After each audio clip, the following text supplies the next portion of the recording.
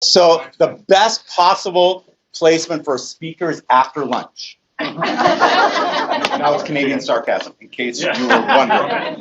Actually, if this cord's long enough and Chase doesn't cross over here, Well, let me get through. then I'm going to do this, I think. Only for context, because even though I'm not working at John L. Scott Corporate anymore or for the firm, I'm still licensed out of Bellevue, Maine. The person who hired me into real estate is Carl Nutt. I think he recruited me and Howard and others, so I've known Carl since starting in this business. And the most recent thing that I was responsible for at John L. Scott was Vice President of Ultimate Client Relationship and Digital Strategies, which is a mouthful. Ultimate Client Relationship is a federally registered trademark. So I had the coolest title in North America. I had to give it up. It doesn't have a little R next to it anymore. But if you think of school search, Cloud CMA, market insights, housing updates, buy side, those were the programs I was responsible for getting over the finish line as well as evangelizing them to you. And my mindset's still the same. So as far as I know, I'm the only real estate person leading a title and escrow company in Washington. So my mindset is your mindset. I is one of you. And so I come from the perspective of how is it that we, as agents, brokers, do our job. So I want to just thank Joe and Jason for the opportunity. I've known Jason almost as long as Howard because they worked together at a company called Real Estate Journey. I was one of their prime clients. I spent lots of money there. They were ahead of their time. And one of the proof of that is if you do a Google search of spring market, because this is a fair for spring market or something like that. Was that the name of this, Natalie? Something like that. So if you go to spring market and search in Google images, just below the fold, you might see someone that you recognize. And the point on that is that Jason is a spectacular marketer. My personal website was designed by Jason back in the day, and we worked at a place called WebEd64 that Howard sold to a title and escrow company that they had a social media platform. So in that world, Jason is great. So if you haven't figured that out, lean on him. So question for all of you. This is going to be interactive. Who has a version of one of these two phones? Let me see your hands. You have an iPhone or an Android phone? Let's try that again. You have an iPhone or an Android phone? Okay. I'm not going to do that whole stand up and sit down. I'm not doing that. So what do you do with those devices? Be obvious. Everything. You talk on the phone? Well, no. You're under 21. You don't talk. It's funny. I know something's wrong when my son calls and doesn't text. Yeah. They want money. Yeah, well, could be that. So I think you said we do everything with these devices. Is that true? Yeah. So does that mean we're all the same? No. But you hear that all the time. Oh, yeah, we got that tool too. Everyone in this room has this exact same device, one of two probably. Very few have Microsoft phones. Maybe there's a Google phone, which is an Android. But does that mean every agent who has the same device as you are the same as you? Of course not. What differentiates us? Although these people look like it could be siblings. See those eyes? Their teeth are the most perfect teeth you've ever seen. Imagine, like my son had braces. You know how expensive that is? I'm paying for some. You're paying, like, right?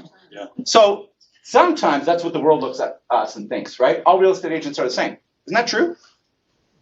You know it's not true, but do they look at you like you're a commodity? Unfortunately, so. That's what's happening in the marketplace. To Nick was outstanding, right? And so how do you become unexpected? All the things that you talked about, amazing. All of you use email, don't you?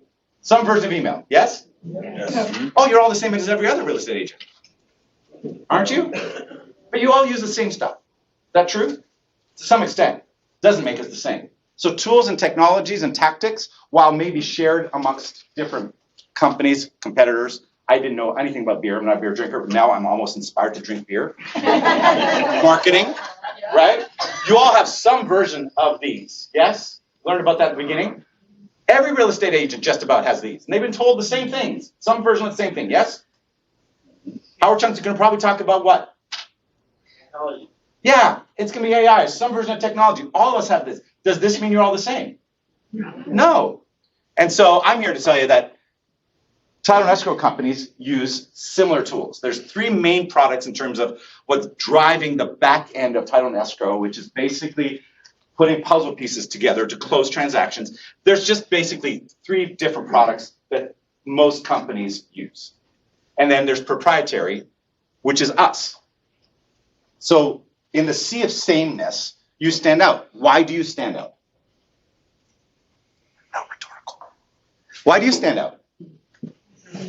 Say it. You're unique. How are you unique? I'm a human being. You're a human being. So you show up in the world unique to you. Care. Anybody? Care? Care. When you show care, is that not a unique proposition? Absolutely. Yeah. I don't know what your experience is at the service level right now when you go to restaurants or you go to different service. Like, have you noticed there's competence, but there's not a lot of care? Have you noticed this? It's almost like people don't like working. They like getting paid, but they don't seem happy doing the work. Have you encountered this? So our individuality, how we show up in the world, matters. Even if we use the same kind of phones, same technology, but our uniqueness matters in how it is that we choose to contribute on this planet. Is that fair? So that's what I'm going to encourage you. In escrow and title, it's basically playing Jenga. It's not two-dimensional puzzles. It is Jenga. Anybody play Jenga lately? Anybody play Jenga with a 5-year-old? That's title and escrow.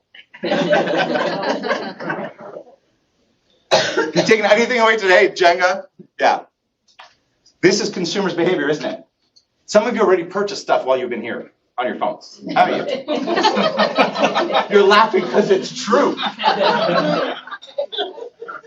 Guess what? This is how your consumers, your clients, behave. Aren't they? You just said we do everything on our phones, don't you? Some of you are searching on Amazon as I speak. So this is how it is that we behave, yes? And some version of this, some ride shares. So because I married an incredible human being, one of the first lessons I learned when we were first dating is that you can have ice cream for dinner. My thought exactly. I was raised by a very strict Brazilian woman, and there's an order to things, and dessert is at the end if you're good. So we're on the coast, and I want ice cream.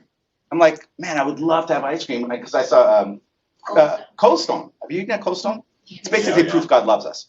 So I'm not a beer guy, but sweets, baby. Can you tell? Yeah. I keep my six-pack just, insulated so I don't scratch or dent it. Ice cream's great for that. So we see Cold Stone. I said, I'd love to have some ice cream. She goes, well, we could have ice cream for dinner. I'm like, who are you?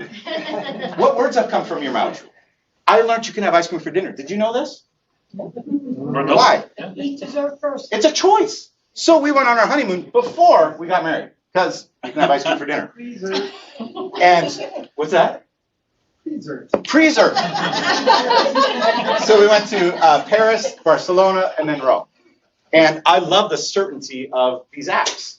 However, in Barcelona, Barcelona, is how you're supposed to say it. Do you know why? Castilian. Yeah, but why? Because the king had a list. Yeah. Yeah. You didn't know that. Now you do. It's not Barcelona, it's Barcelona. Is that true? Yeah. Crazy how things happen. Had a close play. Just be careful. Jason and Joe might change the rules on you in your real estate practices. You just never know. But in Barcelona, you can't use Uber. So we're having to do taxis. Like, when you're used to an Uber world where there's what? Certainty.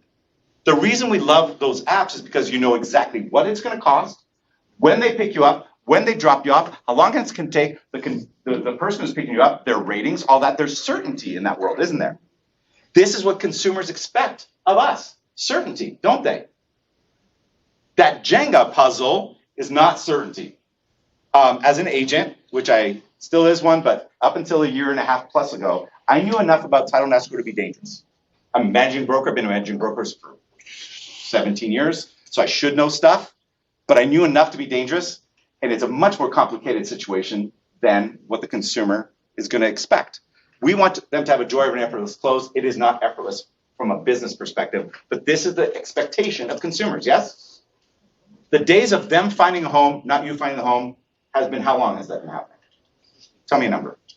15 years? Yeah, a long time. There was a time that we had books, like physical books. We held all the information. That is not the world we live in. This is a partnership with the consumer, the client. Very different, right? So this is their expectation. Howard's probably going to talk about AI, which stands for artificial intelligence. So our company is a hybrid model. We are not traditional, nor are we all digital. There are two worlds that are existing right now in many businesses, including title and escrow. We're in this hybrid model for a very intentional reason. We use actual intelligence. There's a little bit of robots in the back end, but mostly it's actual intelligence, not artificial intelligence. And I'm not going to in any way try to compete with Howard on that conversation, but it's a very important distinction. One of the things we hear about in title and escrow is to close fast, right? Close on time. Is that an important component of title and escrow? Yeah. Of course. How does that happen? It's not magical fairy dust, and it's not technology. It's what? Due diligence. Human beings that perform on time. Human beings that do their job. You can have up to 20 people involved in a transaction. Do you remember I told you about the 5-year-olds with the Jenga? That's what it feels like. There can be 20 people on a file. Lenders, underwriters, inspectors, if they're septic, there's just lots of stuff. So for things to happen, there's no fairy dust that we have. Every title and escrow company has the same challenges. And there are great escrow title companies, just like there's 175,000 IPA, is that what it is? Something like that. There's great ones. There might be some mediocre ones, I don't know. I drink whiskey. My birthday's 12/19. So to close fast or close on time requires everyone to perform. Let's make sure we keep that in mind. So one of the things that we do at Access Home Closing is making sure that we communicate. Now, there's some people like to communicate in a variety of different ways, so we do our very best to communicate as the client expects communication. Doesn't always work because guess what? Human beings are all different. One of the things that I trademarked when I was at General Scott was relationships are not rocket science. They're way harder. Think about that for a second. So my son, who's an engineer in Tacoma, when he first started at UW, go Huskies, I'm not a Husky. I went to Music Conservatory in Montreal, so we didn't have mascots. We did it. It's a very American thing. But he's an engineer, but he started off his career as an aeronautical engineer at UW. Smart kid. Took it from his mother, because not me. I experienced math in a different way. But he would show me these paragraphs that had numbers and letters and signs, I don't know what they were. And once solved, they're always solved. And if you've ever flown on a plane, you're grateful for that. Right? Once these equations are solved, they're always solved. Anybody know twins? Or maybe you are a twin. Anybody know twins? Right? Are they the same? They're not even identical looking twins. They're not the same. There's not a single human being on this planet you can treat exactly like another human being. And unfortunately, when it comes to real estate, that often happens. We treat people like a mass. Oh, we're going to send them the CRM piece as if they're all the same. And that's just not reality. On this side of the business, and the reason I'm even doing this job, is because the least reimagined part of real estate currently is title and escrow. That is the least reimagined part of our business. It is painful, and it can be pretty opaque, and we want transparency, clarity, simplicity, and affordability. We want to make sure it's clear and concise, and that you know what to expect, and your clients, depending on how it is that they interact, that we make sure we do that. So closing fast or closing on time requires everyone to participate. Securely, and Joe asked me about this a little while ago. So security is a huge thing. Wire fraud was like a big topic 5 years ago or so, right? It's not like wire fraud doesn't exist anymore. It does. But most companies are able to control how it is that information is being sent. If there's a company that sends you wire instructions via email, you should probably consider making a change. Wire fraud happens because we're sending important or confidential information over email. And when I see Gmail accounts, and I used to raise that at the NWMLS, you do not have to have a secure email to be a real estate agent. Did you know this? Mm-hmm. You can use Gmail to be a real estate agent. Who reads your Gmail? Everyone. Yeah, all the robots do for sure. Not maybe as hackable as some other domain, but like security is because, again, everyone performs within a context. So earnest money deposits are a huge part of our contracts. Why? I know it's after lunch. Do we need to stand up again to show how long we've been in real estate? Because it's money. Because it's a commitment from the buyer. Commitment from the buyer. It's a negotiated part of the element of the contract. And there's a timeline attached to it, isn't there? Mm-hmm. We have thought of paper checks as what? Money. Money. Are they? No. It's represented. Okay, we can't get into philosophy about money. We just watched this movie called Poker Face, and they had digital money. It was an interesting movie, but so we won't go there. But paper checks are what? A promise, right? They have to call clear. So sometimes we think, oh yeah, the traditional way of doing something is comfortable. I worked in mega churches my first career. You want to talk about having sacred cows and we don't change anything? Like, I got it. I got that an industry as old as ours, there's some things that people hold on very tightly to because they think you can see the Great Wall of China from space. You cannot. You know what I'm saying? There's many things that we say that are true that are not true. They just are traditional. Fair enough? So Howard has a jacket. Anybody else has a suit jacket? So do you know, ever see these buttons? See these buttons, right? If you have a suit jacket, you've had these buttons. Why do you have these buttons? No idea. Different size wrists. You have no idea. Right. Do you know? You want to know? Yes. I'll tell you. So if people got off the Mayflower and they had a jacket, do you remember what the shirts did? They folded on the outside of the jacket. The cuffs of the shirt connected to these buttons so that the sleeves would stay on the outside of the jacket. It was a style. These are archaic. It's not style. Sometimes they're functional, sometimes they're not. There's plenty of things we keep in our toolbox because we think they're of value and they are not. Speed of contracts are going to increase. They're going to get faster, yes? Now, when you get into lending and stuff, there's a different conversation. But our consumers expect a shorter close time than ever before. Is this true? And who knows what push button closing will be in the future? I have no idea. But you've got to know everyone's trying to integrate to make this seamless and fast, yes? Do you want faster closings in general? Of course, there's always exceptions. In general, would you rather it close faster than not? Yeah. In general, sure. Do you think your consumers who swipe left all day long, sometimes they swipe right, well, they swipe left all day long, do they want to just wait for 45 or 60 days because some paper from another world has to arrive via FedEx over here? No. And they don't wake up in the morning thinking, I can't wait to drive to a title office to sign my documents. Do you dream about doing that? No. So earnest money deposit's a really important part of what we do. There's a couple of ways to do that, and probably the most effective way is ACH, which you've all heard about ACH, right? But unless I showed you this, you may not know what ACH stands for, because we're in an industry that all we have is acronyms. And if you want more acronyms, just ask Howard Chung, because he's created 10 at least since I've known him. At least. I was an ARM. I knew that would make everyone quiet. I was an area resource manager when I first started in real estate. About a year and a half into the business, I did really well. I was a really good agent. Thank you, Carl. Thank you, Howard. So Howard hired me and this other person who ended up writing Activator as area resource managers. We were the right arm of these managers of different offices. We help recruiting, training, and best practices, etc. He created that acronym. He created a bunch of acronyms. So ACH stands for Automated Clearinghouse. So you have a check in hand, because you'll have clients, but I have a check in hand. Great. What do you need to do with that check? There's two important numbers on that check. Outside of the amount for earnest money. Routing. Outside of that number, which is the big number you care about. Routing and account. What is a check but a piece of paper telling you what? Routing number and account. That's all a paper check is. And a paper check does have to clear. And I want best practices regardless of market conditions.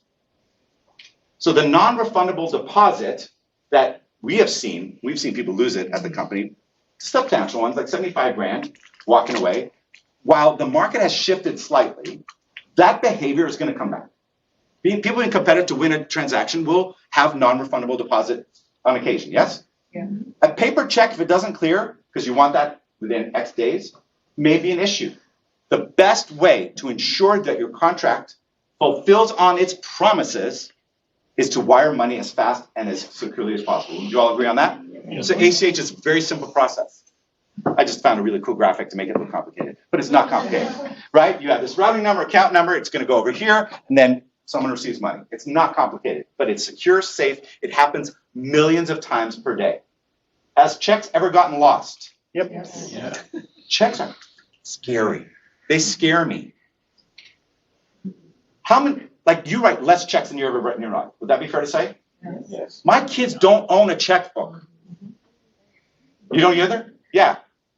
You probably don't use your phone to talk either. I'm not that young. Like my kids will never, they won't have a checkbook. Like why? Why? Needs it. Pardon me? Nobody needs it. Right. So from a secure and simplicity and security perspective, just be considering that because checks are going away. They just are. It's going to be done. America's the only one that's still doing it. Yeah, it's the buttons. Yeah. It's the buttons. So think about the buttons. Close affordably. So as a salesperson, because we're all in sales, right? Wow, that was a light lunch. Are y'all in sales? Yes. Did you like my y'all? Because I'm all of a sudden from the south. She's impacted me dramatically. We're all in sales. While it may be I don't know when it was written, Howard, maybe 2012 or something, To Sell is Human, Daniel Pink. If you've not read To Sell is Human by Daniel Pink, I would encourage you to read that book. Great book. We are all in sales. If you're a parent, you're definitely in sales, right? You own a dog, you're in sales. We're all in sales. So the sales thing is, I want it good, I want it affordable, I want it fast. And what's the expression that you always get? You get 2 out of You get 2 out of 3. Think about it for a second. I want it fast, I want it affordable, and I want it good, great, whatever the case is. You only get 2 of the 3. I'm here to tell you, I think we have nailed it, being really close to getting all 3. Regardless of home price, we have 1 flat fee per side for escrow. Title insurance is something different. Title insurance, you have to register with the state, you have filings. Every title insurance company in Washington is going to be within 0.5% of each other, maybe even less. But on escrow, most escrow companies charge you based on the price of the house. So a $2 million house is charged exponentially higher than a $500,000 house. So simplicity, security, and affordability is part of our commitment. Includes almost all fees. We will sign your clients wherever they need to be signed. Today or yesterday, we signed someone in Cambodia. We're getting closer and closer, depending on the lenders, because lenders want wet signatures often. It's a whole thing. But the idea of going to a title office to sign your documents is going to disappear very soon. And the beauty is, I'm all favor of meeting your clients at signing. You have an office. You have gorgeous offices. Your owners have great offices, great support. Why would you not want to show your clients, hey, here, but maybe it's at Starbucks, maybe it's at their home. It doesn't matter. Wherever the client wants to sign is where we'll sign them. Because what? Consumers expecting what? That. Convenience. Like, why would you, especially gas prices, I filled up this morning, which is still cheaper than Quebec. So I went to see, we flew to see my father, who today was moved to rehab. A month of being in the hospital, he's moved to rehab. He can't say my name, but I'm pretty sure he recognizes me. Definitely recognizes Vena, because anytime he sees her, he claps. She is head over heels. But we're in Quebec, and it's in liters, right? It would be almost $8 a gallon in Quebec. So at 5.20 today was still decent. Regardless. Sorry? No electric. Well, if you're in France, it's $10 a gallon. Oh. Yeah. My point on this is your clients do not want to spend any of their gas money to do something they can do in front of their computer. Is that fair? Yeah. So one of the value props that we have is that we will not invest money in brick and mortar. You want to come to our Bellevue office? It's awesome. I'm inviting you over. We have good coffee. We have snacks. Come to our office. But I am not opening up brick and mortars all over our campus. Not going to do it. Not spending a penny. I'm going to spend on talent and human beings that know how to solve problems. Because guess what? Your clients don't care about a title office to sign their documents. Would you all agree with that? Yes. So we will sign your clients where they want to be signed. It's an ultimate client relationship concept. It's not about us. It's about whom? Them. It's always ever been about them. We just got hoodwinked. We were told it's all about us. Sorry, it's not. No, like the minute you get your license, you'll get emails from every third party to tell you how great you are, and if you work with them, their tools, their technology, whatever, because it's all about you, and it's not. It's always ever been about our clients. So affordability is part of it, making sure as many of those fees are included as possible. And then what I want to give to you is we want more sales. Don't you? Yes. 4 people want more sales. Yes. Remember the whole we're all in sales part?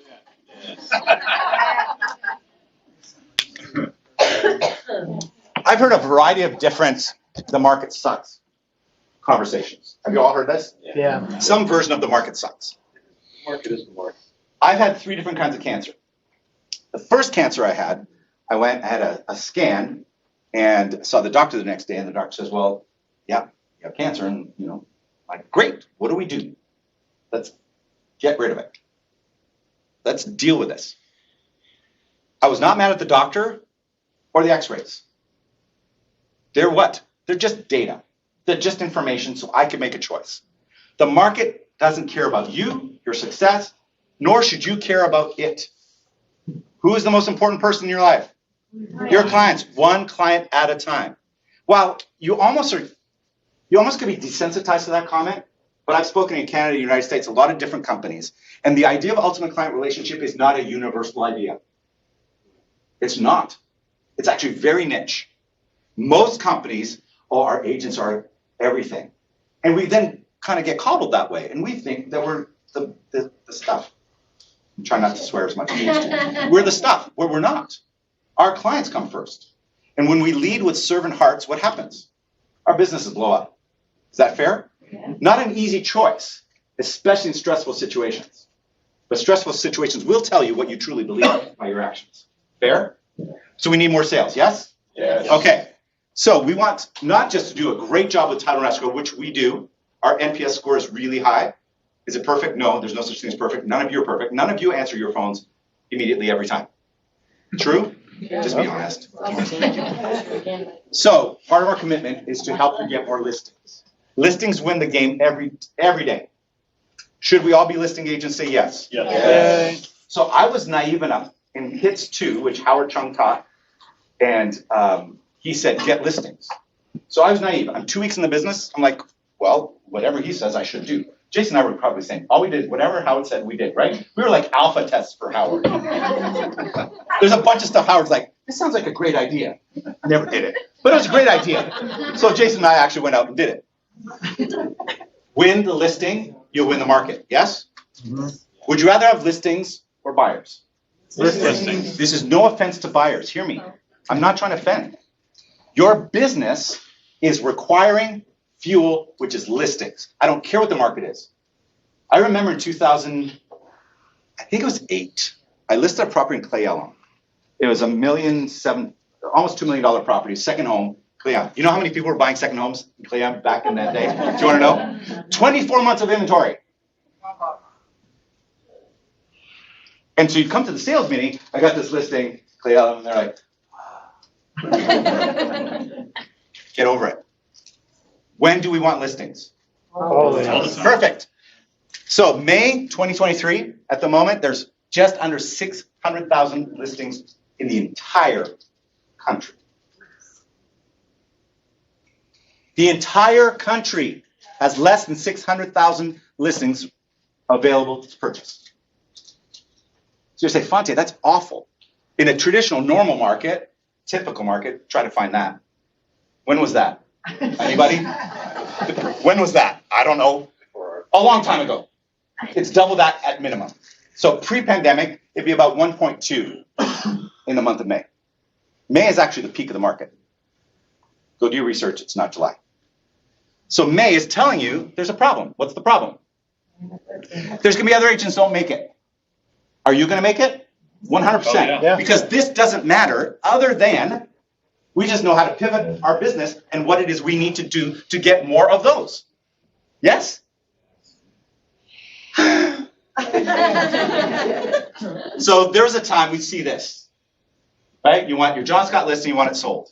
We need this, right? This is our lifeblood. This is how we live. This is how we feed our families, whatever. Fill in the blank, have a good time, travel, whatever it is that you choose to use your funds for. So to have this, what do we need? Listings. And how do we get listings? How do we get clients?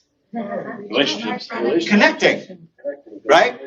So prognostication is about 4.2 million resale transactions in 2023.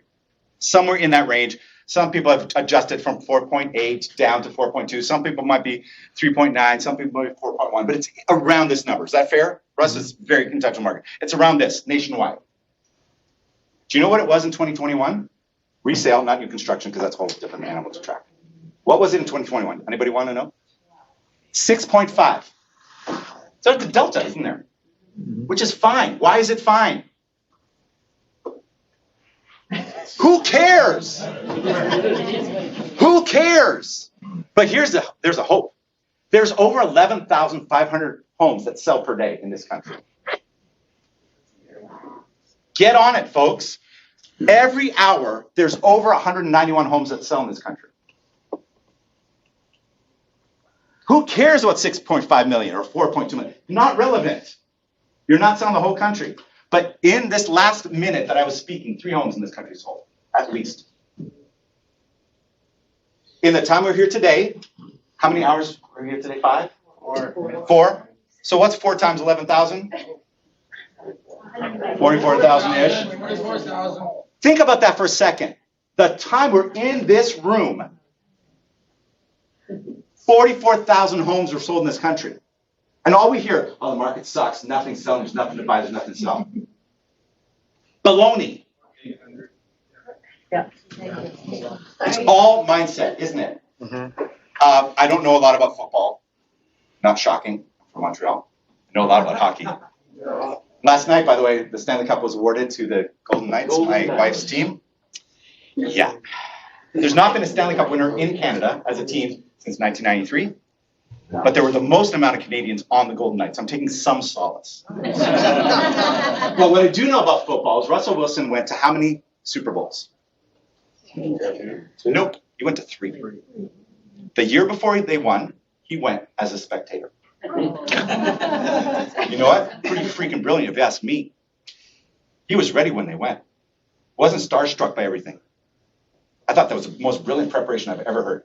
He went as a spectator the year before they went to play Denver in New York City. I know a little bit about football, apparently.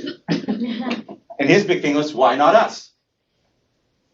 Which is a mindset. There were 11,000 homes that sold last hour. You could choose to point to the market, oh, it's hard. Everything's hard. Poor is being hard, rich is hard. Pick your hard. Right? So it's mindset. So if not us, who? If not now, when? Are you going to, like, you cannot wait for the spring market. We're here. Although someone unplugged summer 3 days ago. What the hell? What, that weather? Like, seriously? Start of summer is July 5th. So we just got like a pre-summer? Cool. Just don't worry about it until July 5th. Okay. So the word for John L. Scott this year is to connect. Is that right? So I am, again, not opposed to connecting with buyers. Please hear me. Not suggesting that.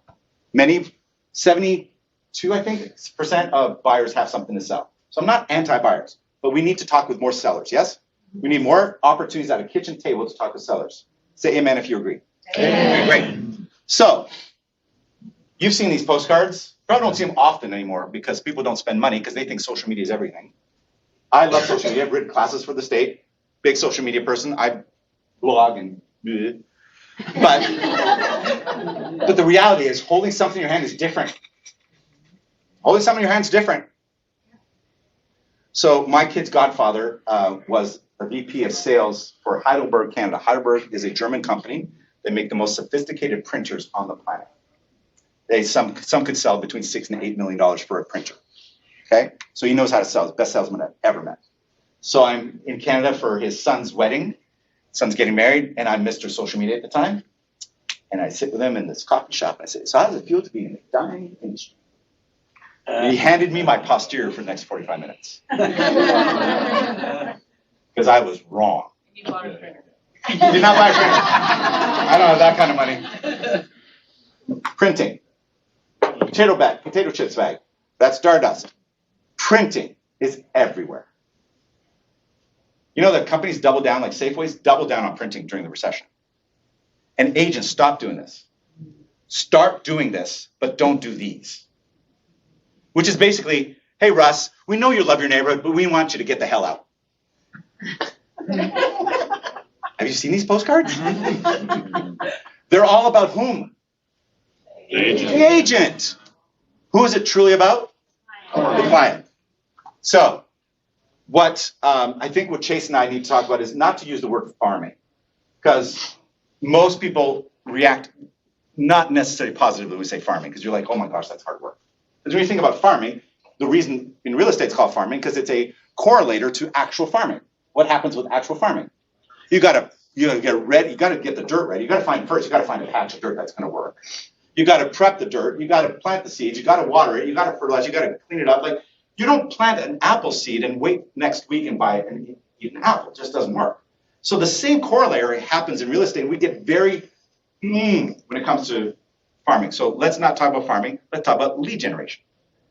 Do you want a listing? Say yes. Yes. So the way to get a listing is to target people. So even if you choose to do just sold or just listed postcards, if you're just going to do a geographic, who's the closest 50 people, is not a valuable spend of your money. We'd all agree with that. Yeah, right. Because next door neighbor could have bought last week. It might be non-owner occupied. There's a lot of variables. So targeting that's what it's all about. So finding a neighborhood and maximizing your return on investment, right? It's really important, especially in a market where things are slim, finances, like save money. In a market like this, don't overspend. Make sure you're using your dollars wisely. As owners, as you're all owners of your business, just keep that in mind. Targeting, who are we connecting with? First and foremost, we'd agree with that? What's the content? What are we communicating? And if it's just, hey, I'll give you a $50 Home Depot card if you list with me, can you think about that for a second? I'm going to list a $500,000 home with you, and you're going to give me a $50 Home Depot card as an incentive. What's the math on that? What percentage is that? 0, 0, 0, I don't know. Like it's not 3-0. 3 zeros, and then a 1, 0. right? Is that really? Come on. Are you, any of you going to list your home because I give you $50? People do this on cards every day. What are we communicating, and then how, really important, are we marketing to them? Man, Nick was awesome. I texted Howard doing his, I'm like, we got to get him a convention. He was awesome. I don't drink beer and I want a beer. So the ROI is connecting the appropriate people, right? Connecting the appropriate people in the right sequence, the most effective manner. Are you with me so far? Okay. I showed you that picture of Jason. Jason knows how to do this. Lean on the people that are leading you. So we're going to look at a particular plat. It doesn't matter what it is. The principle is always the same. So in this plat or neighborhood, as the MLS would call it, and all the data we have for Access Home Tools, which is a secondary website to our Access Home closing, Access Home Tools is powered by CoreLogic. You all use CoreLogic. Did you know that? Yep. How do you use CoreLogic? NWMLS. It is the best real estate data in the country. Not perfect, because guess what? County people interact with our data. But it's the best data that's available. So in this particular neighborhood, there are 227 homes. Why is that important? Because you have to have numbers. Of that, there was 20 sales in the last 12 months, which is pretty incredible. That's over 13% turnover rate. That's huge. That's a big, big turnover rate. So we're going to look at that data. Out of the 227 homes, their turnover rate, sorry, how did I get there? It should be, oh, I'm sorry, you're right. I apologize. No, yeah, 8.81. Average price of that. That's impressive, isn't it? Of the remaining homes that didn't sell, 162 are owner occupied because depending on your conversation, whom do you want to target, right? So think of digital ads or whatever. You want to target people that can make a decision about their property. 64 of those 162 have 70% of their mortgage paid off. At the moment in the United States, there is more equity in real estate than in the history of this country. Why might that be important? Chris, that is why you're a leader. People like money. So Zillow got their brand, which is searched more often than real estate in Google. The word Zillow is searched more often than the word real estate. They got their brand because they gave consumers what they wanted, which was information. Genius. The Zestimate was just a doorway in because people feel good about the property value. I don't care about the price of the home. I don't care what the value of their home is. What I care about and what you should consider important is the equity in that property. Because without the equity, they can't do something called transact. Because who cares about interest rates? We don't get to control interest rates. We don't get to control interest rates. We get to control our behavior and conversations. So of those people, 64 people in this trap have 70% of their mortgage paid off with a average price of over $1 million. Do you think they have money to do something? Yeah. Do they know this? Do they know this? More likely than not, they don't. More likely than not, they don't. Because the game that most real estate agents have been playing is, here's the value of your home. Because it's an ego play, to Chris's point. Our play should be about the future real estate choices they make. Is that fair? We have to play a different game. We have to be space dust. Did that fit? Did that work? I'll drink my Crystal Light.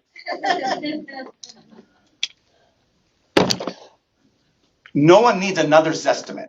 You all have a Zestimate on all your websites. I helped bring it over. It's called Buyside. Every one of you have a home valuation button on your websites. Great website. And John Scott, before I left to come to Access Home Closing, it was about $2.5 billion listed with Buyside before I came over a year and a half ago. It works. That tool, if you're not using it, man, use it. This is the conversation, isn't it? So one thing that I did in the labs was called a call to conversation, not a call to action. Who benefits from a call to action is the person that's marketing. And we've all established, and we've said it more than once, so hopefully you believe it, it's not about you. It's about whom? The individual client. A call to conversation is completely different than a call to action.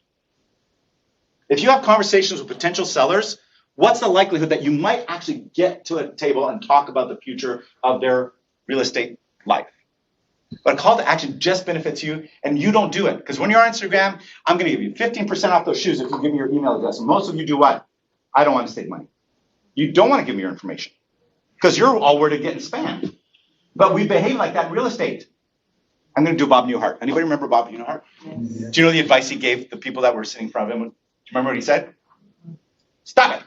Oh, yeah. But you know what? My childhood, stop it. That was his advice as a psychologist. If you don't know what I'm talking about, you should watch this show called Bob Newhart. Yeah. So don't do calls to action that only benefit you. So something like on a postcard, on a digital boost, on social media, whatever, that neighborhood, did you know that 9% of your neighborhood sold it last year at average price point of that? Did you know? Then what could you do with your hard-earned equity? It's about a call to conversation, not telling them I'm the best, use me, I'll give you a Home Depot card. It's not about you. So imagine taking data, which is empirical. The outcome will depend on how you interact, and the marketing, all that good stuff. But you have owners that know how to do this marketing. All you need is the data to talk to people you don't know yet. I'll repeat that. All you need is the data, tomato, to connect with people you don't know yet. Because while I am a believer in ultimate client relationship till the day I die, I'll behave that way. From a units perspective, you're going to need to get outside your relationship database to make money. Do you know why I'm telling you this? It's truth and I love you. No, because if it was about making money, I'd stay in sales. I was really good. But I'm a teacher. And obviously money is a different thing for me because I have a master's in chamber music. And none of you have paid a penny to go see a chamber music concert lately, have you? I followed up that master's degree with a master's in trombone performance. Obviously, money is my driver.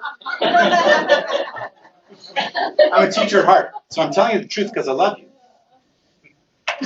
Your relationship database usually gives you 5 to 7 transactions on 100, so 5 to 7% a year. If you need units higher than that so that you can actually live the life you intend to live, you're going to have to start talking to strangers that you don't know yet. Is that fair? Is that fair? Yes. So get data so you're talking to the right person. One of the things I developed at John Scott was Boost. and targeted ads. I'm telling you, don't just do geographic targeting. Take this layer and put it on there. The people that are making money doing this with between Access Home Closing and John Scott Boost are the people that are winning. Because there's plenty of people you could target within a radius that don't have any ability to transact. And it's not that they're bad people. It's nothing to do with that. We have a business to run. So you could do postcards. I'd encourage you to do great postcards with really clever ideas. Like, look at these boxes. There's a lot to learn from Nick. And then with calls to conversation, links to your home valuation page. There's a gazillion things you can do with postcards. Phone calls and texts. So with our system, you can buy phones and emails. Why would that be important? Yeah, you need to have multi-channel engagement, not just one-way engagement.